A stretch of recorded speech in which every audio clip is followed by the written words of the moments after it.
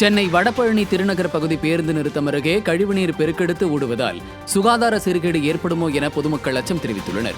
வடபழனி திருநகர் பகுதியில் நிழற்குடைக்கு அருகே நேற்றிரவு மழை பெய்ததன் காரணமாக துர்நாற்றத்துடன் கழிவுநீர் ஓடுவதால் மாணவர்கள் வேலைக்கு செல்லக்கூடியவர்கள் என பலரும் சிரமம் அடைந்துள்ளனர். மழை நீரோடு கலந்து வெளியேறும் இந்த கழிவுநீரால் சுகாதார சீர்கேடு ஏற்படும் வாய்ப்புள்ளது என்பதை உணராமல் விடியா திமுக அரசு வேடிக்கை பார்த்து வருவதாக பொதுமக்கள் குற்றம் சாட்டுகின்றனர். கார் ரேஸ் நடத்த வழித்தடங்களை மாற்றியமைப்பதில் காட்டும் அக்கறையை இதில் ஏன் செலுத்தவில்லை என விடிய அரசுக்கு மக்கள் கேள்வி எழுப்பியுள்ளனர். விருதுநகர் மாவட்டம் அருப்புக்கோட்டையில் கொலை வழக்கு ஒன்றில் குற்றவாளிகளை கைது செய்ய வலியுறுத்தி சாலை மறியலில் ஈடுபட்டவர்கள் பெண் டிஎஸ்பியின் தலைமுடியை பிடித்து இழுத்ததால் பரபரப்பு ஏற்பட்டுள்ளது. ராமநாதபுரத்தைச் சேர்ந்த சரக்கு வாகனத்தின் ஓட்டுநரான காளிக்குமார் என்பவரை 4 பேர் கொண்ட கும்பல் அரிவாளால் வெட்டி கொலை செய்தனர். இதையடுத்து ஓட்டுநரை கொலை செய்த நபர்களை விரைந்து கைது செய்ய வலியுறுத்தி அவரது உறவினர்கள் அருப்புக்கோட்டை திருச்சுழி சாலையில் சாலை மறியலில் ஈடுபட்டனர்.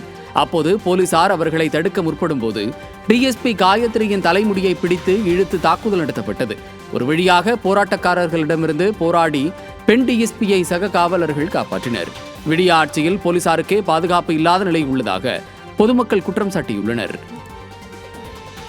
கோவை அருகே அனைத்து ஆவணங்களும் சரியாக இருந்தும் சரக்கு வாகனத்தை விடுவிக்காத ஜிஎஸ்டி அதிகாரிகளின் நடவடிக்கை தொழில்துறையினரை அதிர்ச்சி அடைய வைத்துள்ளது.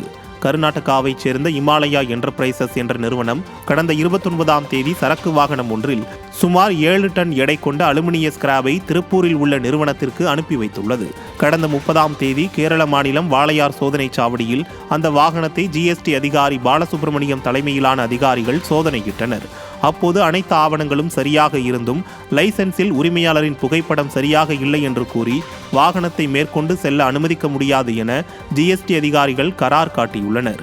இதனால் அதிர்ச்சியடைந்த தொழில்துறையினர் ஜிஎஸ்டி அதிகாரிகளின் இந்த அடாவடித்தனம் அராஜகமானது என தெரிவித்துள்ளனர்.